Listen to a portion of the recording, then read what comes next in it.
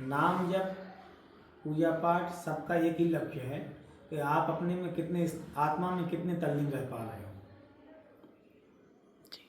जो भी चीज़ें हैं वो समाधि में जानने की, जैसे आप चाहे बस से जाएं चाहे ट्रेन से जाएं, आप अपने लक्ष्य पे पहुंच पा रहे हैं कि नहीं पहुंच पा रहे हैं जी। प्लेन से जा रहे हैं कि नाम जप से जा रहे हैं कि पूजा पाठ से जा रहे हैं कि किससे जा रहे हैं जी। वहाँ पहुँचना मुख्य है जी। अपने में पहुँचना मुख्य है। क्योंकि हम सब बाहर की चीज़ों में लगे रहते हैं, मन इधर उधर लगा रहता है, लाख प्रकार की चीज़ों में लगा रहता है। तो उसके लिए अपनाया गया कि नाम जब पकड़ लो ताकि अन्य चीज़ें तुम्हारे लिए विकसित हो जाए। जी। यदि सहज रूप से अपने आप में आत्मस्वरूप का दर्शन हो रहा है, अपने आप में स्थापित व्यक्ति हो रहा है, तो ना तो नाम जप की आवश्यकता है ना फिर पूजा पाठ की आवश्यकता है।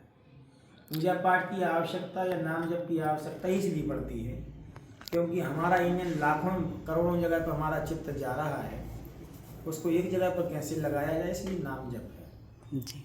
इसलिए ही पूजा पाठ है। यदि व्यक्ति सहज स्वरूप ढंग से सहज स्वरूप में स्थापित हो जाता है, जिसके लिए कहा गया है परमात्मा में स्थित होना, उसी के लिए प्रातः स्मरणीय श्री रामसूरदास जी महाराज जी और स्वर्ण जी महाराज जी कहते थे अचाय हो जाना। नाम जप भी पूजा पाठ भी अपनी विचार भावनाओं को फैलाने के लिए नहीं है, वो भी अचाय हो जाने के लिए है कि हम एक में इतने रम जाएं कि हमारा मन यह तत्व सर्वत्र ना जाए और उस परम में लीन हो पा रहा है कि नहीं हो पा रहा है, उसके लिए करने के लिए नाम जप है और उसी के लिए पूजा पाठ है।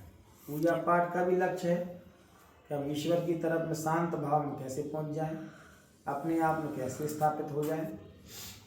क्योंकि जब तक व्यक्ति का मन स्वयं में स्थिर नहीं होगा, आत्मस्वरूप में स्थिर नहीं होगा, मन स्थिर, वचन स्थिर, नयन स्थिर, काया स्थिर और समष्टि स्थिर और भावना स्थिर, जब सब स्थिर हो जाते हैं, स्थिर हो जाते हैं, तो हमें आत्मस्वरूप का दर्शन होता है। आत्मस्वरूप का दर्शन होते साथ ही व्यक्ति अहोभाव से बिल्कुल कृतार्थ हो जाता है। इसलिए गोस्वामी तुलसीदास जी महाराज जी ने उत्तरकांड में उस चौपाइयों के माध्यम से बताने का प्रयास किया है। सोहम मस्मिति वृत्ति अखंडा दीप शिखासुई परम प्रचंडा आत्म अनुभव सुख सुप्रकाशा तव भव मूल भेद ब्रह्म नाशा प्रबल अविद्या कर परिवारा मोह आदितम मिटई अपारा शोरत ग्रंथि जानी खगराया विघ्न अनेक करें तब माया। तो उसमें प्रथम है कि सोहम अस्मिति वृत्ति अखंडा। सोहम में नहीं जाता है, परम में तो जाता है। तो स्वयं में जब स्थिर हो गया, विचार नहीं रहेगा, वहाँ पर दो की स्थिति खत्म हो गई कि जहाँ पर विचार है वहाँ दो की स्थिति पैदा होगी, अनंत की स्थिति पैदा होगी। और स्वयं में है तो स्वयं का विचार खत्म होगा, अद्वैत की स्थिति में आ गया। तो जहाँ पर अद्वैत है, अद्वैत समाधि का नाम है। और समाधि जहाँ पर आदि व्याधि सब कुछ खत्म हो गया, उसका नाम है समाधि। तो वह ध्यान अवस्था से प्राप्त होता है। नाम जप पूजा पाठ एक माध्यम है कि हमें एकाग्रता लाने के लिए ईश्वर से, क्योंकि हमारा मन खंड खंड में बटा हुआ है। जैसे लोग बोलते हैं कि फलाना व्यक्ति पाखंडी है, प्रत्येक व्यक्ति क्रमशः पाखंडी है। पाखंडी का मतलब मन जो है अनेक भागों में विभाजित है, एक जगह नहीं है। उसी का नाम खंड खंड में जो बटा हुआ है वह है पाखंडी। क्या? जो खंड खंड में बटा हुआ, खंड खंड में बटा हुआ, उसी का नाम पाखंडी है। पाखंड का मतलब है खंड खंड में मन विभाजित है, अनंत दिशा की तरफ जा रही है उसकी धाराएं, एक धारा एक जगह नहीं जा रही जी। तो जब हम अपने आप की धारा के लिए एक जगह पर संतुष्ट कर देते हैं, एकाग्र हो जाता है, सजगता आ जाती है, हर वस्तु के प्रति बोध हो जाता है, जागरण हो जाता है, उसके लिए बोलते हैं ध्यान एकाग्रता।